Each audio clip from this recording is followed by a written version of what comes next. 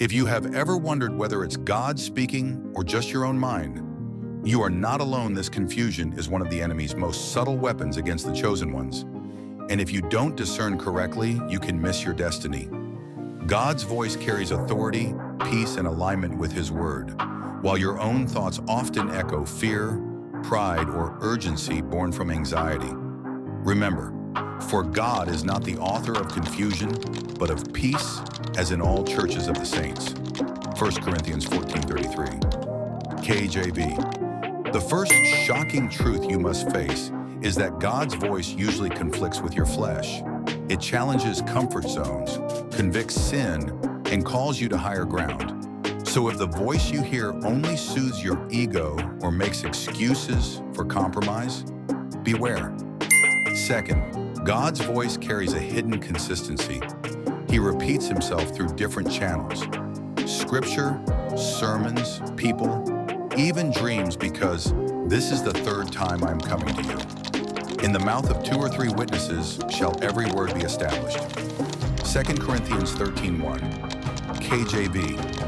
If what you hear stands alone and demands secrecy, it is a major warning. Third, God's voice always aligns with His character. He speaks in love, not condemnation; in truth, not manipulation. For but the wisdom that is from above is first pure, then peaceable, gentle, and easy to be entreated, full of mercy and good fruits, without partiality and without hypocrisy. James 3:17. KJV. If the voice you hear stirs panic, shame, or prideful ambition, it is not from Him. Fourth, God's voice produces lasting fruit, not fleeting emotion. What begins in a moment of prayer confirms itself in real-world obedience, leading to peace and spiritual growth, fulfilling what Jesus said, "Ye shall know them by their fruits." Do men gather grapes of thorns or figs of thistles? Matthew 7:16. Finally, God often whispers when your mind is screaming. His voice is not frantic, not desperate.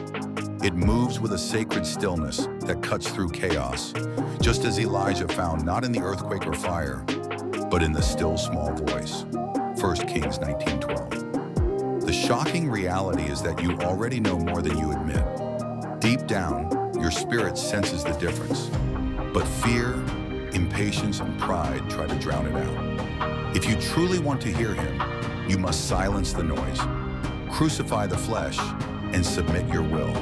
Because God's voice is not found by the double-minded, but by those who are surrendered completely, as James 1:8. KJV warns, a double-minded man is unstable in all his ways. Right now, if you are facing a decision, ask yourself, does this voice call you closer to holiness, humility, and dependence on Christ? Or does it feed your desires and demand immediate action without peace? God's voice will never push you into confusion or pride. And if you are willing to wait, obey, and humble yourself, His guidance will be undeniable. The hidden battle for your future begins in the secret place where voices collide.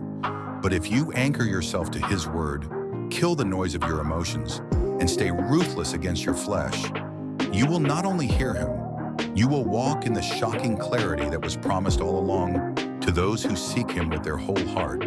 Jeremiah 29:13.